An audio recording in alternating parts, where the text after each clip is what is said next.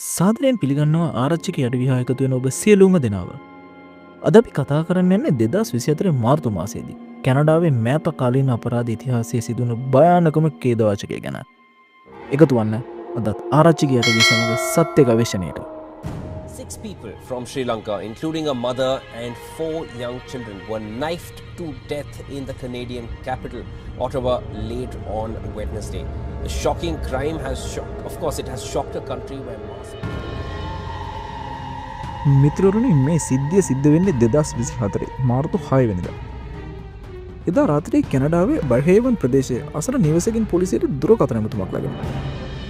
මේ ඇමතුම මත යන පොලිසියට හමුවන්නේ ගෙදරක් ඉදිරිපිට බරපතල තුවාල සහිතව වැඩලා සිටින ධනුෂ්ක වික්‍රමසිංහව. ඉක්මනට ක්‍රියාත්මක වන පොලිසිය මොහු ප්‍රතිකාර සඳහා රෝහලට යවනවා. පසුව මෙතන සෝදිසි කරනකොට පොලිසියට දකින්න හම්බෙන්නේ කම්පන සහගත සිදුවීමක්. ලේ ගොඩක් නැද්දේ වැටිලා ඉන්න කාන්තාවක් සහ මාස ගාණක් වයස බිරිඳු දරුවෙක් ඇතුළු දරුවන් 4 දෙනෙකුගේ මල සිරුරු මේ සෝදිසි කිරීම හදව පොලිසිය හොයා ගන්නවා. මේත් සමගම මේ අපරාධය කරපු පුද්ගලයාව මේ ආශ්‍රයෙන්ම අත්අඩංගුවට ගන්නවා. ඔහු නමින් ෆෙබ්‍රියෝද සොයිසා. මේ සිද්ධිදාමයට අනුව එදා මොකද්ද උනේ කියලා විමර්ශනය කරනකොට පොලිස් වාර්තානුව කරුණු රැසක් අනාවරණය වෙනවා. එදා රාත්‍රී 10:30 විතර ගෙදරට එන ධනුෂ්කට දකින්න වෙන්නේ ඔහුගේ ආදරණීය බිරිඳ සහ තමන්ගේ දරුවන් තැනින් තැන වැටිලා තිබෙන මල් සිරුරු ටික. මේ වෙලාවෙත් ධනුෂ්ක මේ ඝාතකයා ගේ ඇතුළේ ඉන්න බව නොදැන ගේ ඇතුළට යනවා. මිත්‍රවරුනි මේ වෙලාවේ ධනුෂ්කත් මේ ඝාතකයා අතින් දරුණු ප්‍රහාරයකට ලක් වෙනවා. පපුව, මුහුණ, පිට හා අතට එල්ල වෙන දරුණු ප්‍රහාර හමුවේ ධනුෂ්කගේ ඇඟිල්ලක්ද අහිමි වෙනවා. ඊට පස්සේ වැඩිදුර විමර්ශන ආරම්භ කරන පොලිසියට තවත් විශේෂ කාරණයක් අනාවරණය කරගන්න පුළුවන් වෙනවා. ඒ මෙම නිවසේ කුලී පදනම මත පදිංචිව සිටින ධනුෂ්කගේ යාළුවා නම් ගාමිණීවත් මෙම ඝාතකයා විසින් ඝාතනය කර තිබීමයි. මුලින්ම කැනඩාවේ පදිංචිට යන ධනුෂ්ක පසුව තම පවුලේ සියලුම දෙනාවත් කැනඩාවට ගෙන්න ගන්නවා.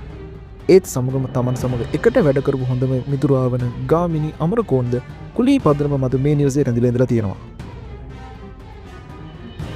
කාලය ගෙවිගෙන යනවත් සමගම මේ නිවසට තවත් අමුත්තෙක් එකතු වෙනවා. ඒ අවුරුදු 19ක් වෙච්ච ෆෙබ්‍රියෝ ඩි සොයිසා. මිත්‍රවරුනි ඔහුත් කැනඩාවේ ධනුෂ්ක දීපු විශ්වවිද්‍යාලයට ගිහපු කනිෂ්ඨයෙක්. මුලින්ම තමන්ගේ නැන්දාගේ ගෙදර ඉඳන් ඉගෙනගත්ත ෆෙබ්‍රියෝ පස්සේ විශ්වවිද්‍යාලයට ළඟ නිසා ධනුෂ්කගේ ගෙදර පදිංචියට යනවා. ෆෙබ්‍රියෝ ගැන හැමෝම කියන්නේ ඔහු බොහොම අහිංසක පාඩුවේ ජීවත් වෙන චරිතයක් කියලා. නමුත් මිත්‍රවරුනි ධනුෂ්කගේ ගෙදර පදිංචියට ගියාට පස්සේ මේ හැමදේම වෙනස් වෙනවා. ෆෙබ්‍රියෝට ඥාතීන් කීප දෙනෙක්ම මේ නගරේ ඉඳලා තියෙනවා. නමුත් ඔහු ධනුෂ්කගේ ගෙදරට පදිංචියට ගියාට පස්සේ මේ ඥාතීන් සමග තිබ්බ සියලු සම්බන්ධතා අතහැරලා දාලා තියෙනවා. ධනුෂ්කගේ පවුලේ සියලුම දෙනාටත් මේ ෆෙබ්‍රියෝට සලකලා තියෙන්නේ තමන්ගේම පවුල කෙනෙක්ට වගේ. මේ අවස්ථාවේ මියගිය අයගේ සිරුරු මරණ පරීක්ෂණය සඳහා යවා තිබුණු අතර මෙම අපරාධය කරපු ෆෙබ්‍රියෝවත් මෙම අවස්ථාවේදීම ඔටාවා පොලිසිය විසින් අත්අඩංගුවට ගන්නවා. නමුත් මිත්‍රවරුනි මේ විමර්ශනය වගේම පොලිසිය විසින් මාධ්‍යට ප්‍රකාශ කරපු දේවල් වලත් යම් පරස්පරතාවයක් තිබුණා. මේ ගැන පොලිසිය පසුව සමාව ගත්තත් හරි තොරතුරු ලබා නොදීම ගැන ජනතාව පිළිබඳ දැඩි අප්‍රසාදයක් පළ වුණා. මුලින්ම පොලිසියෙන් කිව්වේ මේ සමූහ වෙඩි තැබීමක් කියලා. පසුව ඒක තියුණු ආයුධයකින් කපපු සමූහ මිනිමැරුමක් විදිහට නිවැරදි කරනවා. ඒ වගේම අපරාධය කරපු පුද්ගලයාගේ නම ෆෙබ්‍රියෝ ඩි සොයිසා වෙනුවට ෆ්‍රැන්ක් ඩි සූසා කියලා නිවේදනය කරලා තිබුණා. ඒ වගේම මිත්‍රවරුනි මියගිය දර්ශනී ගාමිණී ඇතුළු දරුවන්ගේ නම් හා වයස් කීප වරක්ම වැරදි නිවැරදි කිරීම් වලට කෙරුණා. මිත්‍රවරුනි මේ විමර්ශනය අතරතුර ෆෙබ්‍රියෝගේ අඳුරු පැතිකඩ එළියට එනවා.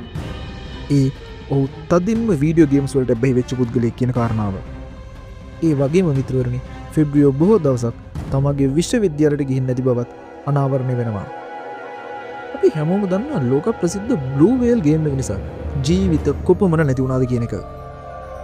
මේ සමහර ගේම්ස් වල එයාලා විරුද්ධවාදීන්ව මරණ, කපන, කොටන විදිහට ඇබ්බැහි වෙලා ඒක සාමාන්‍ය ලෝකයේ ක්‍රියාකාරකමක් විදිහට මේ සිද්ධිය සලකනවා.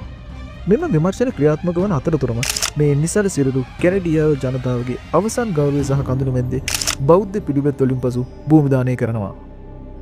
ඒ වගේම මිත්‍රවරුනි තාමත් මේ නඩු විභාග කටයුතු 2025 මැයි මාසයේ වෙනදල්ම සිදු වුණත් ෆෙබ්‍රියෝ තමාගේ නම උපන්දිනය හැරෙන්න වෙන කිසිම තොරතුරක් නොකිබූ බවට තමයි වාර්තාවල සඳහන් වන්නේ.